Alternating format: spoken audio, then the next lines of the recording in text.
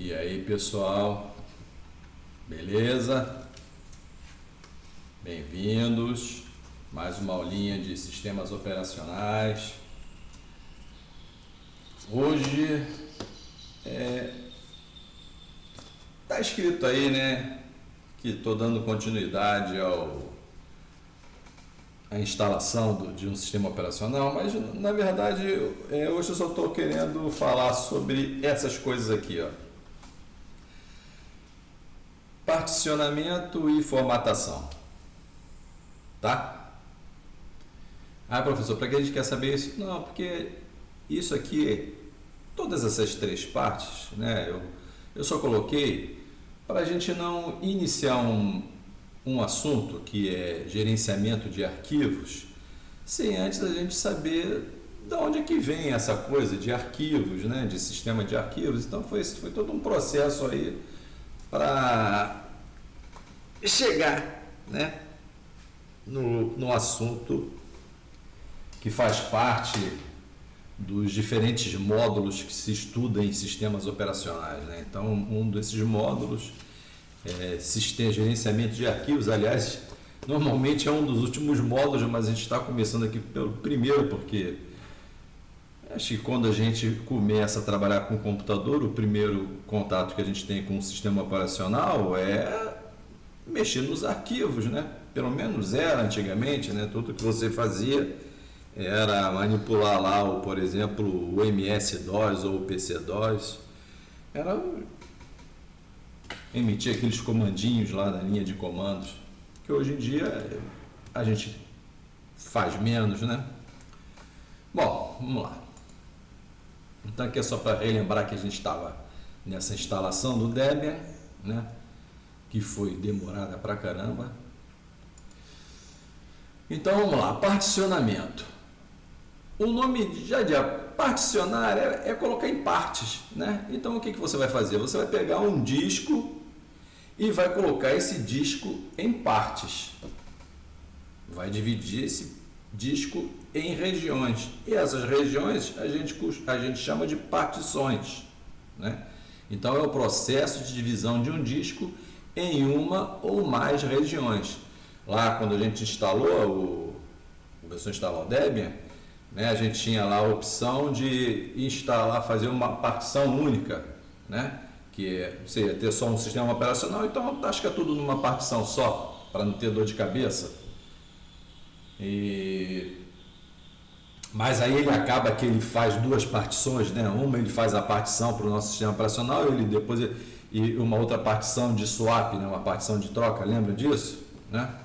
E lá no meio ainda eu comentei, não, a gente pode fazer outras partições, porque facilita a organização. Por exemplo, se você deixar os seus dados, os seus programas numa partição e deixar o sistema operacional em outra partição, um dia que você quiser atualizar o teu sistema operacional para uma versão mais recente, né, você não vai se ver obrigado a salvar todos os seus dados, fazer aquele backup gigante das suas coisas para poder instalar o sistema operacional e depois copiar todos esses dados que você fez o backup de volta para o disco, né? Então já facilita a tua vida você ter várias partições, né? A gente vai ver que tem outras vantagens, mas vamos lá. Então aqui é o processo de dividir o disco em porções, em regiões, em partições, né? Aí essas informações sobre as partições ficam todas numa tabela, né? Nessa tabela diz onde inicia a partição e qual é o tamanho dela. Então tem essas informaçõezinhas. Se uma partição for criada, o disco armazenará as informações sobre a localização e o tamanho dessas partições numa tabela chamada tabela de partições. Beleza? Bora lá. Com a tabela de partições, cada partição pode aparecer para o sistema operacional como um disco lógico. Ih, complicou, né? No caso aí que você está no Windows aí, né? Cada partição vai aparecer para você como se fosse uma letrinha. Então tem a letrinha C, né? Pode estar te dizendo que você está numa partição do disco rígido, né? Então, se você só tem o C, é porque tudo foi copiado, todo o seu sistema e seus dados estão só numa partição, no C, tá? Aí normalmente o D vai para pendrive, né? O D e o E acabam indo para pendrive, mas pode ter várias outras letras que vão significar outras partições. Se você particionou ele em vários pedacinhos, né? O comum, por exemplo, como o pessoal fazia aí nas universidades antigamente, o pessoal queria montar um laboratório e nesse laboratório você tinha o disco C, né? E aí tinha várias outras letras que eram partições desse disco, né? E essas várias outras letras seriam como se fossem unidades de rede ou sei lá como os caras faziam uma bagunça, faziam uma salada danada com isso. Era um monte de letrinhas, tá? Então cada uma dessas letrinhas estava na verdade representando uma partição. Então é isso aí, ó. Um disco lógico é isso que está querendo falar. Eu acho, né? Tá? No caso do Linux, né? Você vai ter o teu disco principal, ele vai ser chamado de SDA, tá? Aí se ele tiver várias partições nesse SDA, então ele vai ter SDA1, SDA2, SDA3, tá? Aí se tiver outro disco, né? Aí vai ser o SDB. Aí ele vai ter as partições dele, SDB1, SDB2, SDB3. Tudo bem? Aí vantagens do particionamento. Bom, permite a tal do dual boot, que você viu o pessoal falando por aí, você fica assim, por que esse negócio de dual boot? O cara fazer dual boot é coisa difícil. Não é difícil. É ter dois sistemas operacionais num disco só. Mas como é que pode isso? Pode isso porque você dividiu o teu disco em duas partições. Uma partição para o Windows e outra partição para o Linux. E no início tem lá um carinha chamado gerenciador de boot, né? Que ele consegue acessar a tabela de partições e ver que no endereço tal do disco começa a partição do Windows. E no outro endereço tal, inicia a partição do Linux. Eu nem me lembro qual que eu falei primeiro. Bom, uma é para o Linux, outra para o Windows, né? Então, esse gerenciador de boot, que pode ser chamado de Lilo ou Grub, né? Então, tem esses que o pessoal andou fazendo por aí. E esses caras leem a partição, a tabela de partições, e a partir dali eles sabem exatamente onde começa cada uma das partições. Aí você vai falar, ele vai te apresentar um menuzinho e você vai falar assim, eu quero inicializar o Windows. Aí ele vai lá, sabe onde é que o Windows começa, né? E carrega o boot do Windows para a memória e aí o Windows começa a rodar. Ou o Linux, né? Dependendo da escolha que você fez. Se você é um cara sabido, já sabe qual é a opção, né? Não vou nem dizer. Facilidade de instalar uma versão mais atual do SO, do sistema operacional. Foi o que eu falei ainda há pouco, né? Então se você tiver seus dados e seus programinhas num lugar, numa partição, e o sistema operacional em outra partição, na hora que você quiser instalar uma versão mais atual, você simplesmente manda instalar naquela partição lá, onde está o sistema operacional e tudo bem. Você não precisa nem mexer nos seus dados, não tem nem que se preocupar em fazer backup nem nada. Aí gerenciamento de disco mais eficiente, né? Então cada partição ela funciona independentemente do resto do HD, né? Então você pode botar proteções distintas para cada partição, né? Então você fica mais fácil de gerenciar, né? Facilita o backup, por exemplo, você pode... Então tem lá alguma coisa que está dando errado naquela região onde você está, naquela partição onde você está dando alguma coisa errada, e você quer, sei lá, copiar os seus dados para algum lugar e depois corrigir aquela partição. Sei lá por quê. Sei lá por quê, mas você quer fazer o backup daquela sua partição. Você pode fazer o backup da sua partição para outra, pode copiar tudo que tem na tua partição para outra partição que você tem ela livre, né? Já é uma facilidade, né? Às vezes você quer duplicar os dados, mas não, estou com medo de perder e tal, eu não vou deixar aqui uma duplicata desses meus dados aqui e deixa nessa outra partição, né? E também em relação a backup, né?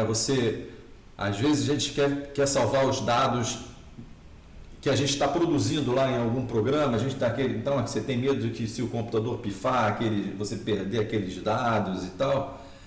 Só que aqueles dados, estão num caminho tão miserável que você, para achar, perde um tempo, tem que ficar verificando um monte de coisa até encontrar os dados corretamente lá no disco.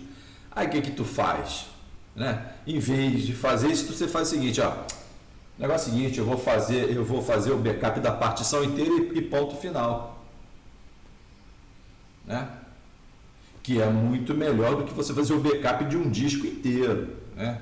Então, essas vantagens estão sendo ditas em relação ao disco inteiro. Fazer um backup de uma partição inteira é muito mais fácil que fazer um backup do disco inteiro.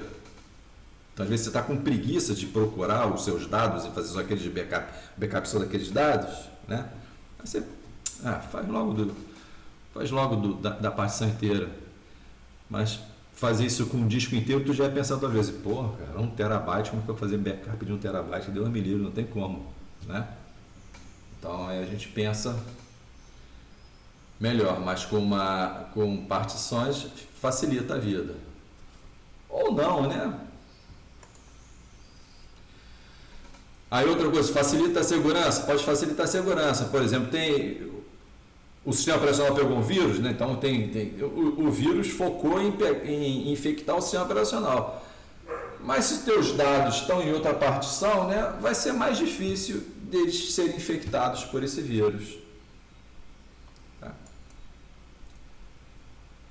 Você também pode trabalhar com diferentes sistemas de arquivos no mesmo sistema. Então você tá no Linux, eu gosto daquele sistema de arquivos EST4, EST4, né? Tem um nome certo para ele, tá? Mas é EST4. Mas também eu gosto de outro sistema de arquivos YZ. Mas também eu gosto do sistema de arquivos ZW3. Tudo isso é mentira, não existe esses caras não. Estou falando aqui porque eu não sei os outros de cabeça, então tem que procurar algum livro para te falar, eu não sei, tá? Então ele quer ter esses vários sistemas de arquivo no mesmo disco. Ele tem, no mesmo sistema, ele tem. Pode usar. Beleza? Mas para que quer ter sistemas de arquivos diferentes? Às vezes tem vantagens, né? Um tem vantagem sobre o outro. Aí tem lá, ainda continuando com partições, aí tem uma coisa chamada MBR. M é de master. B de boot e R de record, master boot record, registro mestre de boot, tá bom?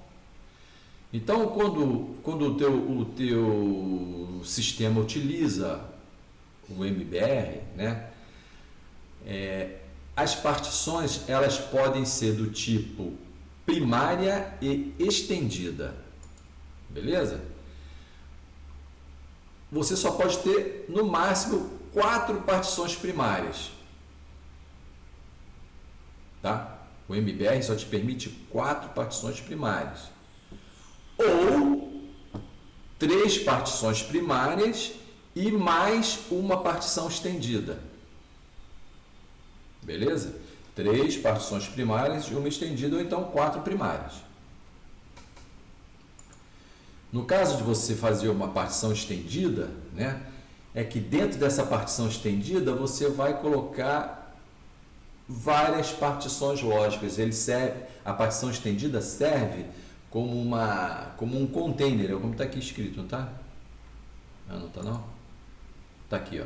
A partição estendida ela serve como um container para partições lógicas. Então eu posso criar várias partições lógicas dentro dela.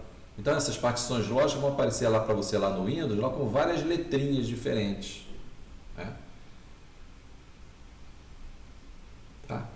L, M, N, P, Q, R, S, T, U, V, X, Z, W, Y. Então tem várias, depende da quantidade de partições lógicas que você colocou dentro dessa partição estendida, tá? Tudo isso foi criado para tentar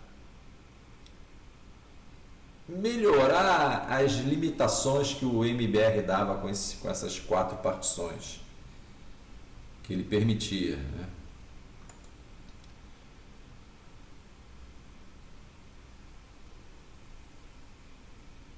Tá, então, com a tabela de partições, cada partição pode aparecer para o sistema operacional como um disco lógico e os usuários podem ler e gravar dados nesses discos. Então é isso, lá no Windows cada um vai aparecer com uma letrinha para você, cada uma dessas partições que você fez, tanto da primária quanto da lógica, da estendida.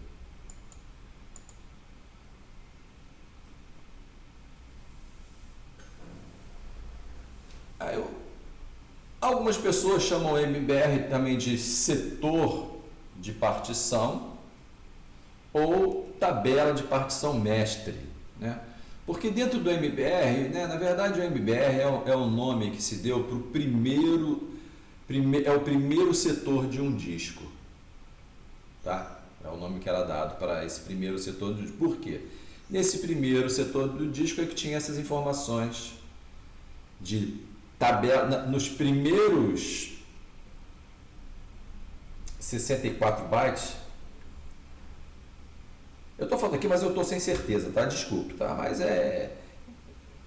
provavelmente é isso. Os primeiros 64 bytes te davam a tabela de partições. A tabela de partições ficava dentro desses 64 bytes.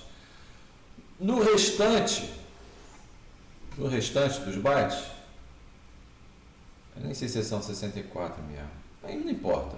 E no restante dos bytes continha um programa que se chamava bootloader, né? Que é um programinha que iria acessar o disco onde havia o boot do sistema operacional. Então, olha só. Então, numa parte do MBR, esquece os 64 bytes, tá? Numa parte, na parte inicial do MBR, tem a tabela de partições. Terminou a tabela de partições, começa o programinha chamado bootloader. Esse bootloader, ele lê as partições, né? Ele lê a tabela de partições e sabe onde no disco está o endereço do boot do sistema operacional. Então esse bootloader, ele vai para a memória, o BIOS carrega esse bootloader para a memória, ele é executado e acessa o disco onde está o sistema operacional. E vai lá e carrega essa parte do sistema operacional, que é o boot do sistema operacional, carrega esse boot do sistema operacional para a memória e aí o sistema agora está na mão do sistema operacional. Tá? Antes estava tudo na mão, porque esse MBR aqui é um cara que veio com o BIOS, né? O BIOS que ele faz parzinho com o BIOS. Então o BIOS ele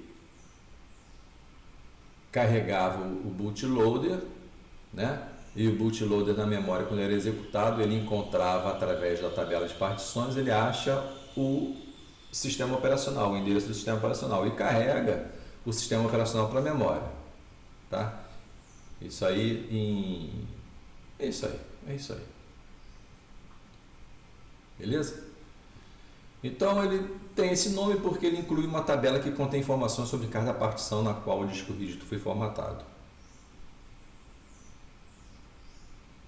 Tá errado esse nome, tá?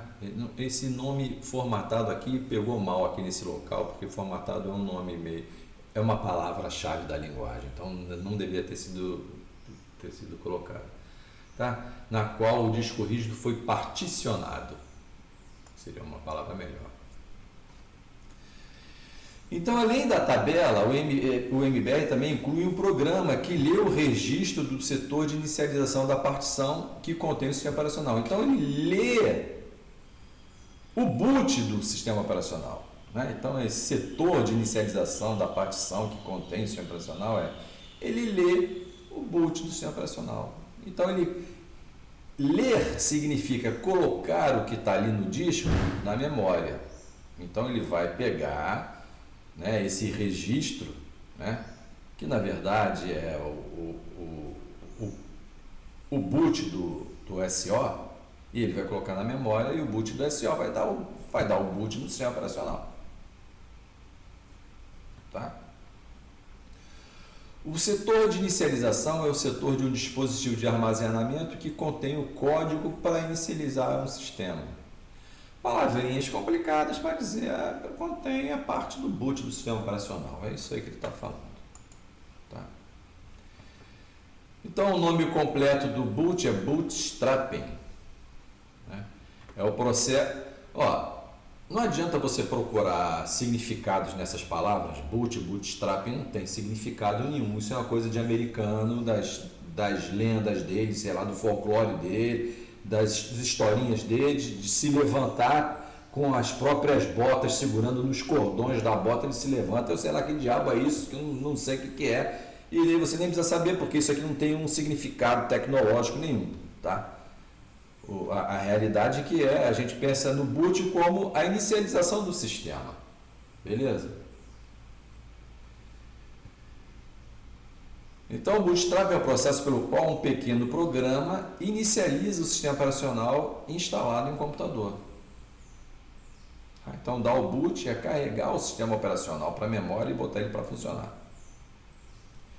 As informações sobre os arquivos presentes no disco, sua localização e tamanho estão contidas no MBR. As informações sobre os arquivos presentes no disco, sua localização e o tamanho estão contidos no MBR. O que está contido no MBR, né, é isso que dá. O cara pega as coisas, copia da internet e já bota direto aqui sem ler, né? Foi o que eu fiz. Então isso aqui está meio esquisito, tá? Então, as informações sobre a posição do arquivo, vamos dizer aqui, o arquivo inicializador, né, que contém o boot do sistema operacional, né, a localização desse cara, né, não é as informações sobre esse cara, a localização dele está na tabela do MBR. Tudo bem? Então, em resumo, o MBR serve para quê? Para iniciar o boot do sistema operacional e para manter as tabelas de partição do disco. Pronto, esse aí é o suficiente.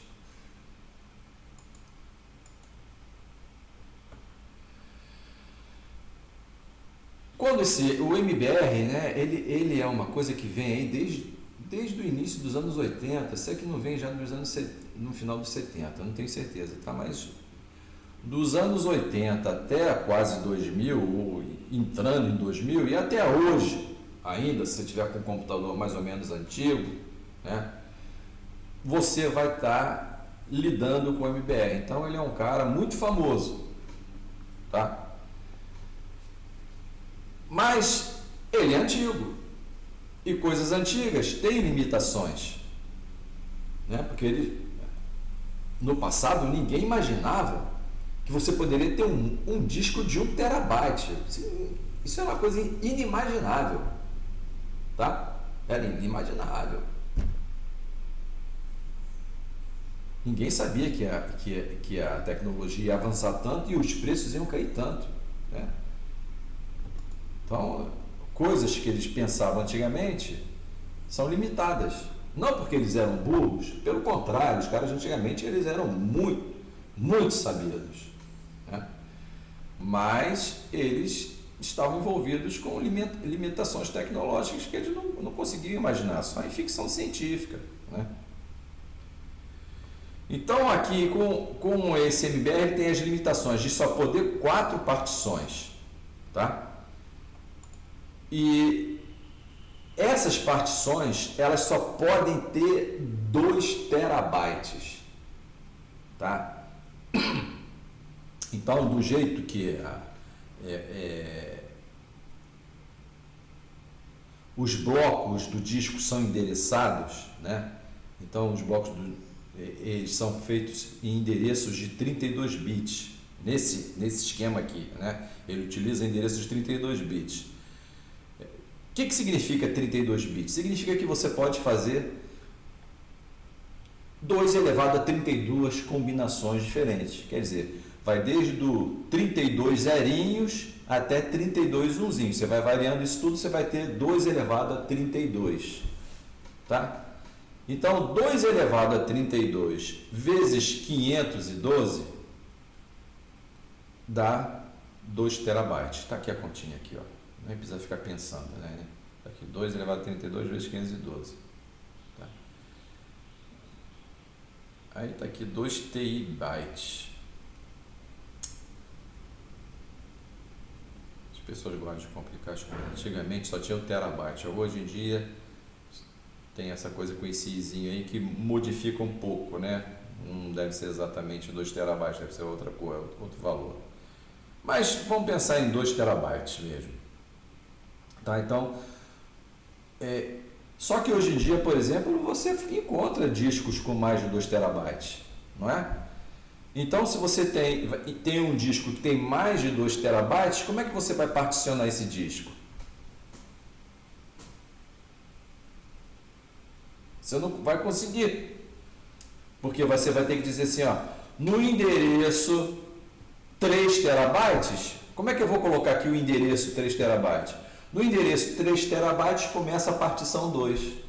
Como é que eu vou colocar? Se eu só consigo endereçar até 2 terabytes, tá? Então tem essa limitação aqui que para os nossos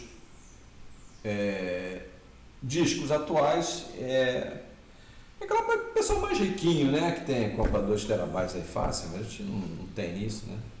Mas é fácil encontrar, né? Bom, aí já no final dos anos 90 apareceu essa GPT, né? Esse GUID Partition Table.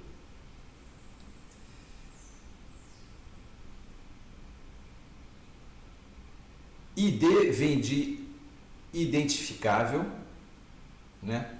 U de único e G de global, tá? Então são partições, tá? É uma tabela de partições onde as partições são globalmente, unicamente identificáveis. Qual é a vantagem disso? Não sei. Tem uma vantagem, tá? Eu não sei qual é. Você pode pesquisar e tal. Eu não sei. Então, no final dos anos 90, né, a Intel, então quem desenvolveu esse padrão aqui foi a Intel. A Intel estava desenvolvendo uma coisa chamada EFI, que acabou se tornando UEFI, tá? Também tem significado, essa sigla eu não trouxe para cá, tá? Mas tem um significado. Esse UEFI, hoje em dia, nas máquinas, ele substitui o BIOS, né? Então, lembra, o BIOS é Sistema Básico de Entrada e Saída, né? É como se fosse um sisteminha operacional mais simples, embutido numa memória do tipo ROM, ou Flash ROM, ou EPROM, ou E2PROM, era uma ROM filhotinha ou filhotinha de ROM, beleza? Então, esse BIOS estava dentro dessa memória. Agora, quem está dentro dessa memória é o UEFI, que é um sistema muito mais avançado, tá? muito melhor do que o BIOS. Então, junto com a criação desse FI, uma das partes era o GPT, né? Que essa aqui é um novo sistema de particionamento, né? Então, o GPT ele usa, então lembra, o MBR usava 32 bits para o endereço, esse cara aqui usa 64 bits, tá? Então ele pode endereçar até 2 elevado a 64 setores.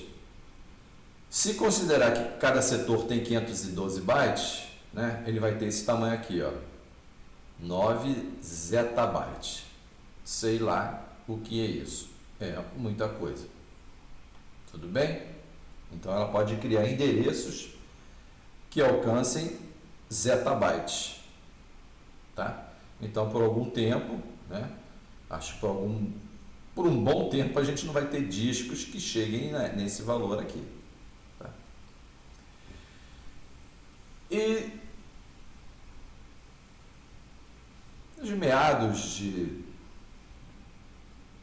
do início aqui do início do nosso milênio, né, 2005, 2010 mais ou menos, o pessoal acabou aumentando o tamanho dos setores,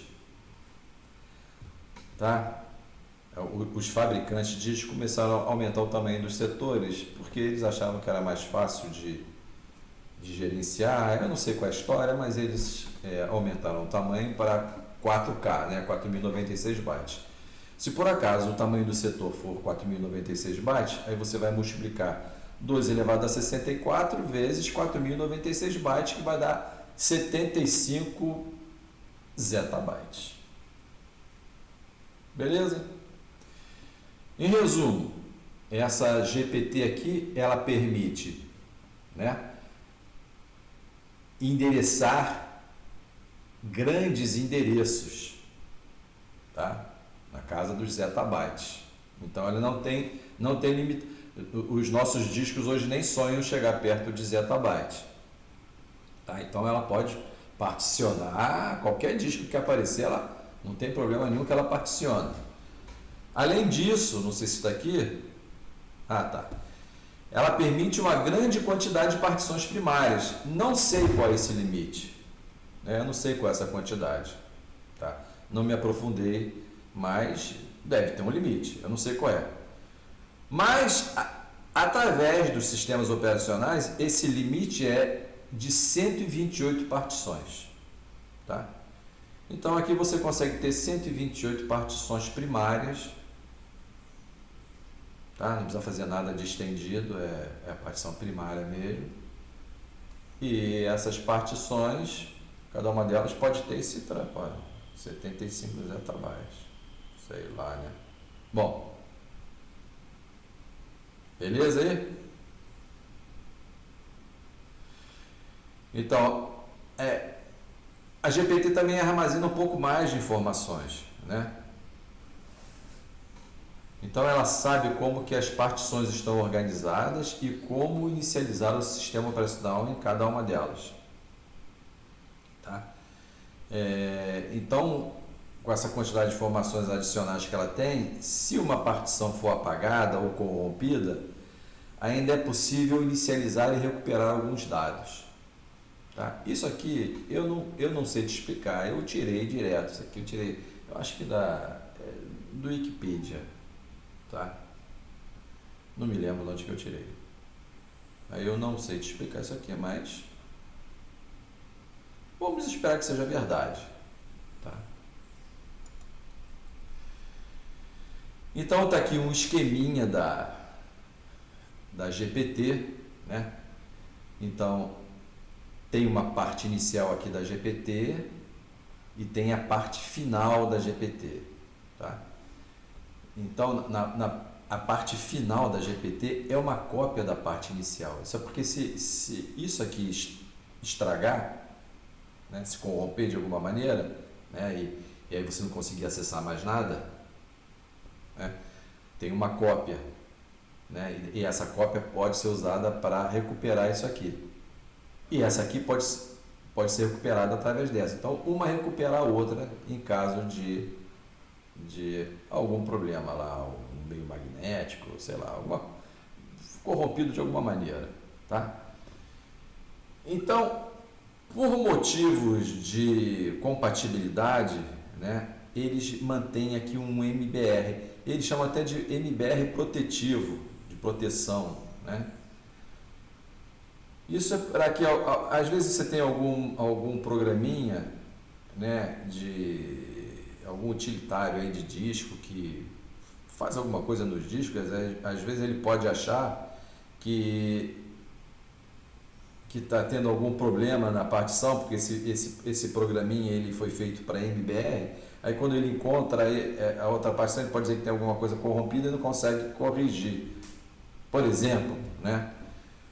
Mas tendo esse cara aqui vai dizer para ele, não, isso aqui é um disco tal, com partição tal, e sei lá, é uma maneira de manter uma certa compatibilidade, mas não para rodar coisas MBR, mas para informar porque quando esses programinhas que manipulam o disco, a primeira coisa que eles vão procurar é o primeiro setor do disco, atrás do MBR. Se ele não encontrar, pode ser que tenha algum problema. Então aqui ele encontra, tá? Também não sei explicar muito mais do que isso, mas eles mantêm essa compatibilidade. Pô, professor, tu não sabe nada? Eu não sei nada mesmo, não. Aliás, eu nem sabia mais isso aí, eu já tinha me esquecido há muito tempo. Só fui ler porque eu achei que vocês mereciam alguma satisfação sobre essa parte de instalação de disco e toda essa parte, essa parafernália de particionamento, de MBR, né? Coisas que normalmente não se ensina em sistemas operacionais. Essas coisas você aprende na vida, né? Eu aprendi na vida, não aprendi em uma aula de sistemas operacionais. Aprendi porque antigamente a gente vivia formatando e particionando e trocando de disco toda hora. Então, uma coisa que não é muito comum hoje em dia, né? Hoje em dia você compra o teu notebook, já vem tudo prontinho e você usa. Ou então só fica lá no smartphone. Aí esse aprendizado da vida a gente perdeu, né?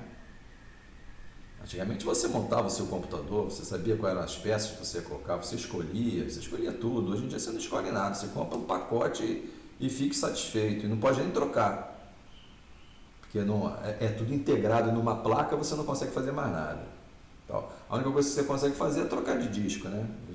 Pau no disco você consegue colocar outro. Agora, tem uns aí que até a memória RAM já está soldada na placa, isso é um absurdo. Isso aí tira toda a tua chance de melhorar o teu sisteminha. Bom, não importa, tá? Então ele tem essa parte aqui, né? Então aqui tem as entradas, né, da tabela.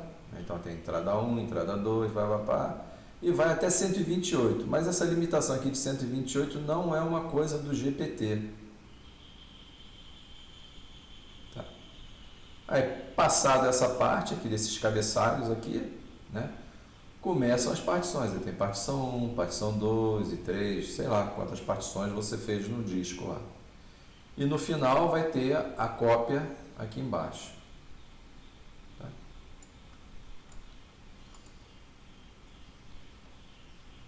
Bom, qual que você vai escolher? Né? Então aqui algumas dicas para você fazer a escolha, né? Poxa, professor, vou usar GPT ou vou usar MBR? Né? Bom, se você estiver instalando um HD, um disco mais antigo, um sistema mais antigo, né? Principalmente laptops antigos, escolha a MBR, tá? Porque provavelmente nesse teu sistema você tem o BIOS do teu sistema, ele não está atualizado para suportar o GPT. Ah, professor, mas tem BIOS que tem BIOS que tem uma atualização que pode suportar GPT, tá? Mas em geral as máquinas que vão usar GPT, elas são UEFI, não é mais BIOS. Tá? Mas ainda tem BIOS que conseguem isso aí, suportar. Bom, se estivermos particionando um disco maior que 2 terabytes, né? Aí não tem jeito, aí tu tem que usar GPT. Tá? Porque em algum momento você vai ter que gerar um endereço maior do que 2 terabytes. Tá? Então o teu disco é de 3 terabytes. Né? Então a partição 1 começa no endereço embaixo, né? Que tudo bem, você consegue gerar. Mas a partição 2 vai começar depois do endereço 2,5 terabytes. E aí? Como é que você vai gerar esse endereço? Não tem, né? Não tem como. Aí você tem que usar a GPT.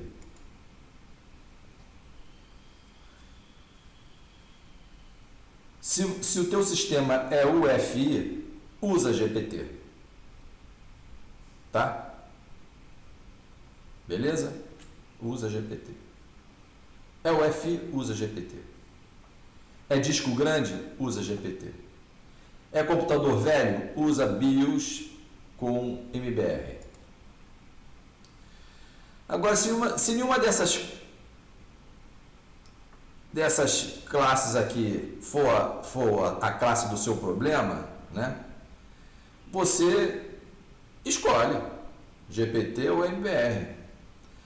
Em geral, como o GPT é mais moderno, é recomendado usar aquilo que é mais moderno. Beleza? Tá. Bom, foi falado que a gente ia falar sobre particionamento e formatação. Formatação ficou só esse slidezinho aqui, tá? Então, para a gente poder usar o disco rígido, né? O que é usar o disco rígido? Fica fazendo nossas transferências de arquivos, né? Manipular arquivos, né? Tudo isso você está manipulando no disco, né? Então, esse cara tem que estar formatado, né? E o que é formatar? Formatar significa dividir esse teu disco logicamente em setores endereçáveis de tal forma que você possa gravar e posteriormente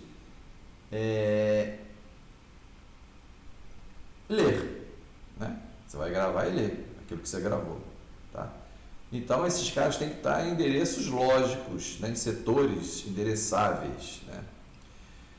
Mas, né, a ideia da formatação é que a formatação ela vai colocar no teu disco um sistema de arquivos, tá?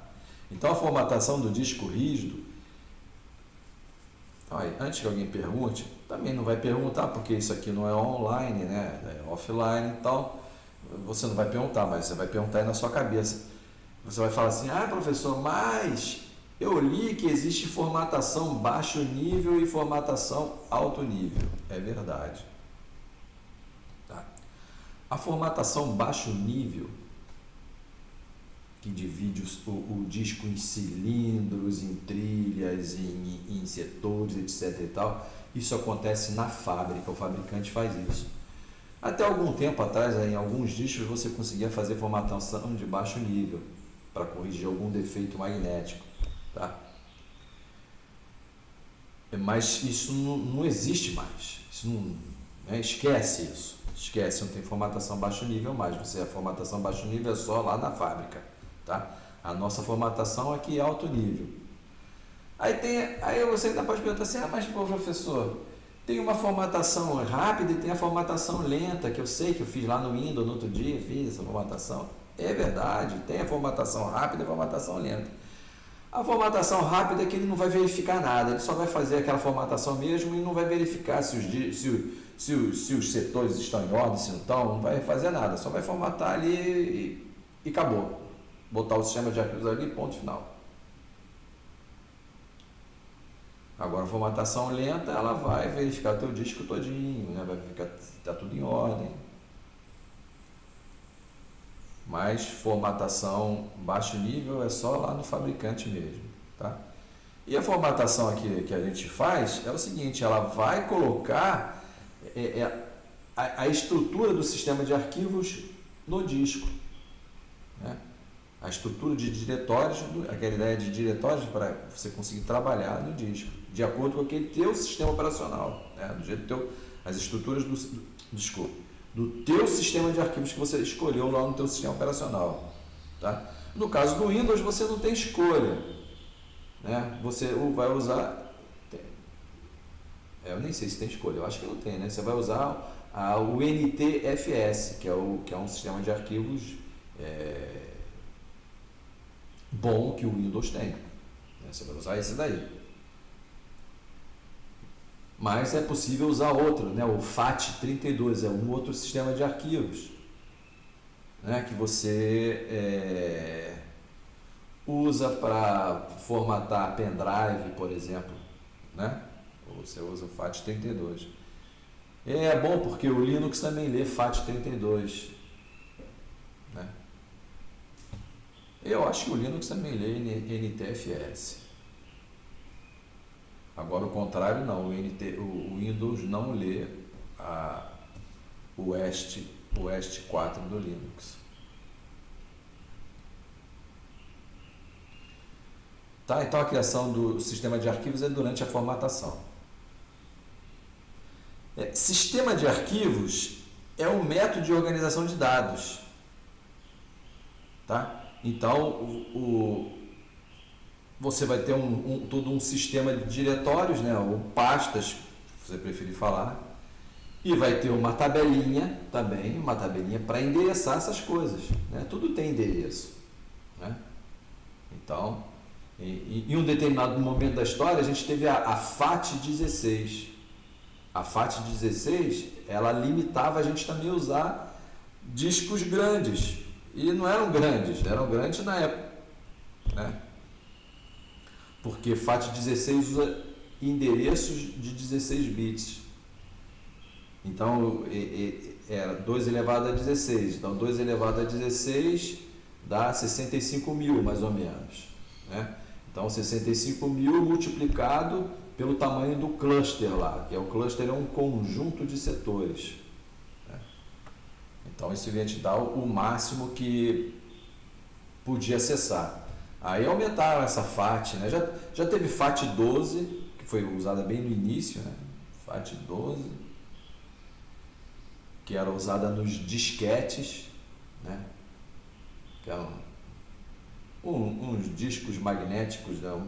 Que parecia uma fita feito com material igual fita cassete, né? Ou fita de vídeo, né? Que isso aí também nem é mais, você nem consegue ver mais por aí. Mas é feito daquele material, tipo aquele material um pouquinho mais duro. E ele era coberto por uma capinha de papelão. Aí você enfiava aquilo dentro de um drive específico que tinha no computador. E aí você conseguia transferir os seus arquivos de um computador para o outro, né? E esses discos usavam a FAT12. Porque os próprios discos não conseguiam ter uma grande quantidade de informação, né? Então, 2 elevado a 12 setores era o suficiente para aquele tipo de disco. Aí depois começou a ficar, os HDs começaram a ficar famosos, aí teve que aumentar a FAT para FAT16 e depois para FAT32 e depois já inventaram o outro que é o NTFS, né? E aí tem outros, não tem só esse, né?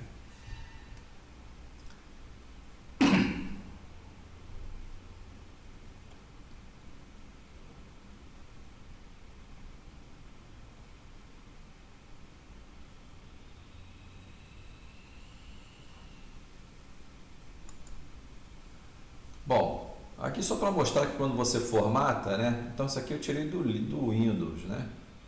Então aqui vai estar formatando o Drive D, né? Aí o Drive D, aí ele tinha um nomezinho lá, né? Que era um nomezinho meio feio, aí apagaram. Aí qual é o sistema de arquivos que você vai querer gravar no momento da formatação, né? Qual vai formatar com que sistema de arquivos? Aqui você escolhe aqui, ó, né? O NTFS, que é o lá do Windows 10, 11, 7, NT, né? Desde o início, aí foi inventado por NT. Aí aqui você pode também, ó, modificar a unidade de alocação, o tamanho da unidade, né? Então aqui tá o tamanho do cluster, né? Se vai ser um setor só, se são 2 setores ou mais, né? Então aqui que você... E aqui tá vendo, ó? Realize formatação rápida, quick format, tá? Beleza?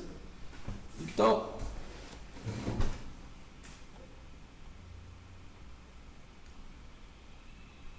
seria só isso aqui, né? Me esqueci de incluir uma coisa importante e eu vou fazer um vídeo com essa outra coisa importante para mostrar exatamente a sequência de operações que ocorrem no boot, né?